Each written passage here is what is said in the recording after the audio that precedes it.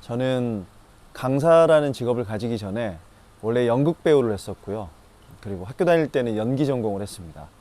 연기 전공을 했는데 배우가 되지 못한 건 연기를 잘 못했기 때문이겠죠. 근데 그때 당시에는 연기를 잘하기 위해서 학교에서 배웠던 것들, 그리고 뭐 책에서 나왔던 것들, 전 또 이제 연기 강사 생활도 사이사이 했으니까 거기서 알게 된 이론들을 제가 배우 생활하고 연기하는데 적용시키려고 하고 그렇게 연습을 했었겠죠, 당연히. 근데 연기가 안 느는 거예요. 나름대로 열심히 한다고 하고 막 이렇게 파이팅 있게 하고 또 작품도 뭐 수십 편을 한 건 아니지만 이 작품 끝나면 또 저 작품 하고 저 작품 끝나면 또 다른 작가님이나 연출님이나 뭐 배우분들 만나가지고 또 소개받고 작품 들어가고 그렇게 수년을 했는데 제가 생각하기에도 연기력이 제자리인 것 같고 뭐 그렇게 좋은 평가가 없는 거예요. 그러던 어느 날 안 되겠다 싶어서 대학로에서 연기력으로 평판이 아주 좋은 형이 있었어요. 선배이자 형. 근데 이 형은 연기력에 대한 평가도 좋았지만 인간관계나 대인관계에 있어서도 그 형이 없는 자리에서 뭐 나쁜 말을 하는 사람이 거의 없었어요. 그 형한테 어느 날 이제 물어봤죠. 형, 제가 연기를 좀 잘하고 싶은데 나름대로 열심히 노력했는데 제가 연기가 안 늘어요. 형, 제가 어떻게 하면 연기를 잘할 수 있을까요? 예, 좀 알려주세요. 이렇게 얘기했는데 처음에는 얘기를 안 해주려고 하고 또 안 해주려고 하는 게 아니라 좀 글쎄요, 좀 조심하는 것 같더라고요. 그리고 연기를 잘한다고 해서 평상시에 말을 되게 많이 하거나 뭐 되게 세게 얘기하거나 목소리가 크거나 뭐 사람을 똑바로 보고 얘기해 막 그러잖아요. 그런 스타일도 아니에요. 사람 눈도 평상시에는 눈도 잘 안 쳐다보거나 그런 걸 좀 어려워하는 스타일이에요. 저한테 얘기를 해주는데 이런 얘기를 하더라고요. 그 형이 너는 말도 잘하고 좋은 게 참 많아. 근데 형이 봤을 땐 창균이 너는 가만히 있는 걸 좀 배워. 예? 연기를 잘 하고 싶고요. 하는 거는 움직여야 되는 거고, 연기도 표현이고, 액팅이라고 하잖아요, 영어로도. 그건 행동하는 거잖아요. 근데 가만히 있으면 어떡해요? 움직이고, 보여주고, 더 잘 보여주기 위해서 노력하는 게 배우 아니에요? 아니야. 연기의 기본은 안정감이야. 야, 누가 평상시에 막 이렇게 화려하게 말하고 화려하게 행동하고 누가 막 눈에 튀게 행동하는 사람 보면 어떠냐?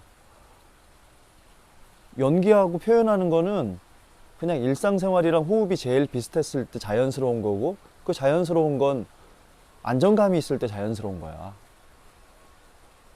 그러니까 네가 가진 그 좋은 것들을 잘 보여주기 위해서, 잘 보여지기 위해서는 너는 가만히 있는 걸 배워야지. 너 말하는 것도 봐봐. 자꾸 뭘 하려고 하잖아. 어느 날 이게 그 얘기가 잊혀지지 않고 어느 순간 그런 얘기가 탁 생각나는 순간이 있거든요. 아, 이게 그 말이었구나. 아, 나는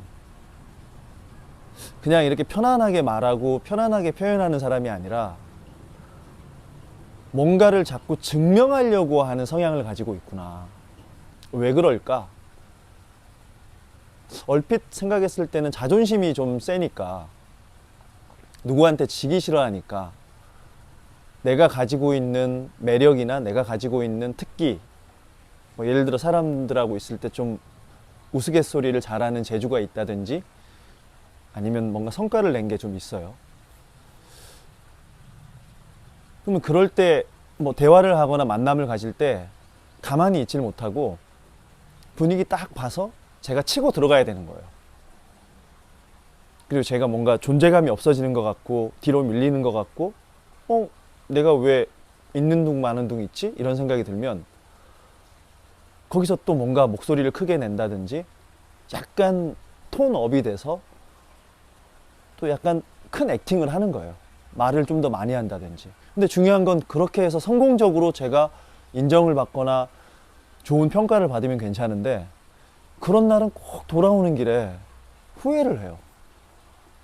내가 왜 그 말을 했지? 왜 안 해도 되는 말을 했지?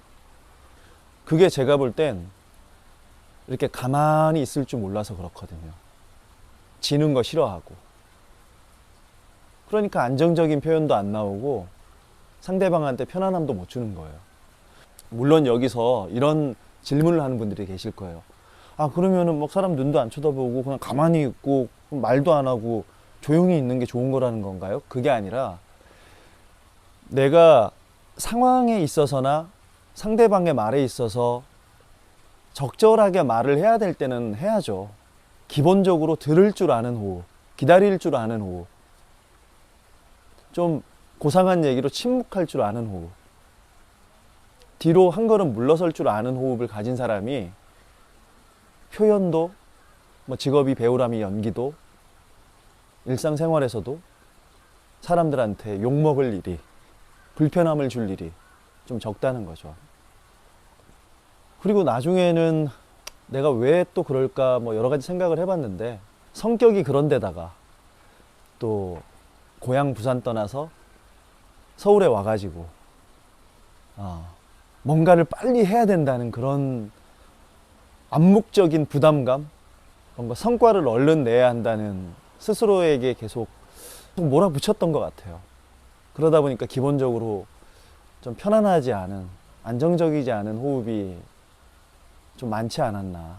좀 빠져 있을 때는 빠져 있을 줄도 알고, 기다릴 때는 기다릴 줄도 알고, 들을 때는 들을 줄도 알고, 그런 호흡을 가진 사람이 한마디 말을 해도 더 깊이 있게 알 수 있고 상대방의 말의 내용에 맞게 잘 맞춰서 할 수도 있겠죠.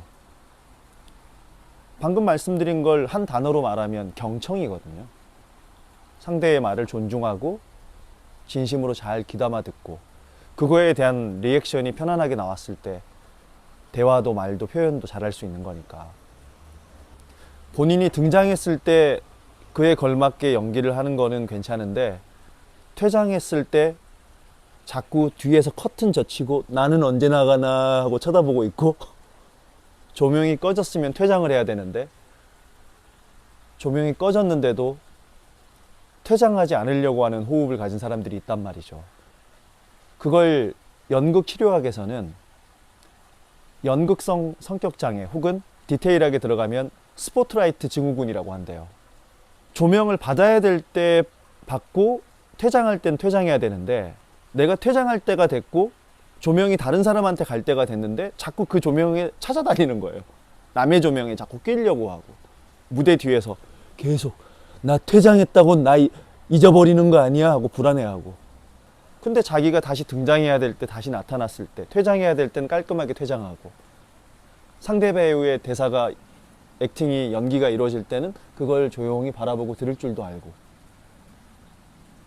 그러니까 최고의 고급 연기는 막 분노하고 막 잘 웃고 감정 표현을 잘하고 이런 연기도 어렵죠. 눈물 연기도 어렵고 근데 진짜 어려운 연기는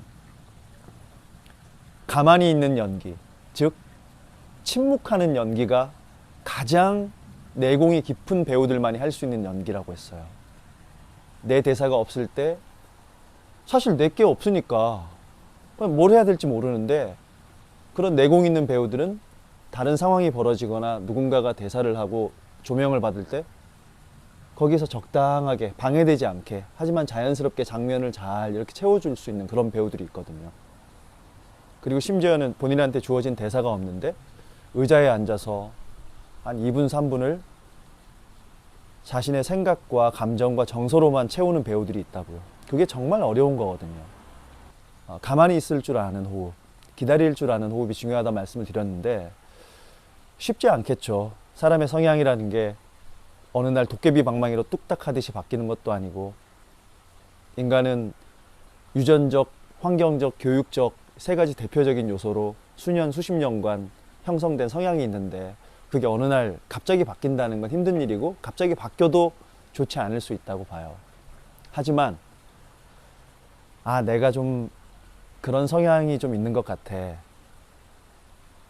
나는 그 부분을 좀 참고해야 되겠구나 싶다면 한 번쯤 조용히 가만히 있는 시간을 좀 가지면서 어디 산책을 가볍게 하든지 차를 한 잔 편안하게 하든지 그러면서 자기 자신과 자기 자신의 호흡과 좀 만나는 시간을 가져보면 좋지 않을까 그런 생각을 해봅니다.